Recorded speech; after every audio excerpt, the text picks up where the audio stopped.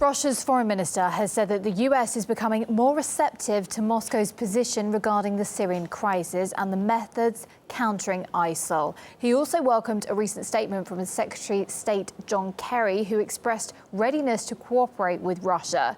Moscow's long been insisting that Syria's President Bashar Assad should be part of any political solution on the ground, as well as the coalition against ISIL.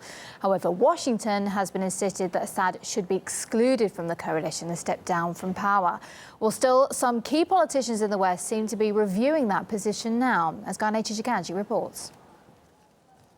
In the U.S., there is a growing recognition that the strategy pursued by Washington and allies in the fight against ISIL has failed. We have to acknowledge this is a total failure.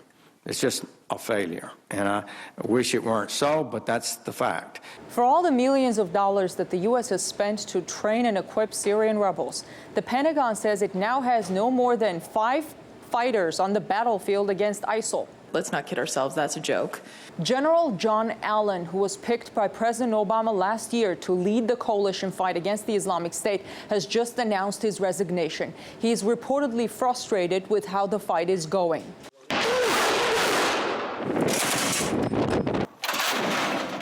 The commander of a Syrian rebel group that the U.S. trained and supported, Mohammed Daher, has quit because he believes the mission is a failure. It's against this backdrop of frustration that we may be hearing a change in rhetoric in the U.S. and in Europe.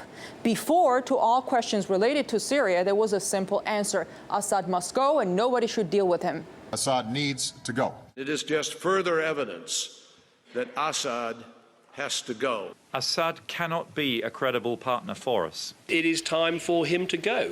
Now it's getting a bit more nuanced. We have not set our position as being so ideologically pure about the need for Assad to go that we wouldn't be prepared to discuss with the Russians, Iranians and others how some kind of short transition under international supervision couldn't take place.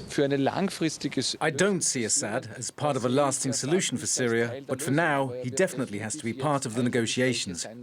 And we believe deeply that there has to be a political resolution here.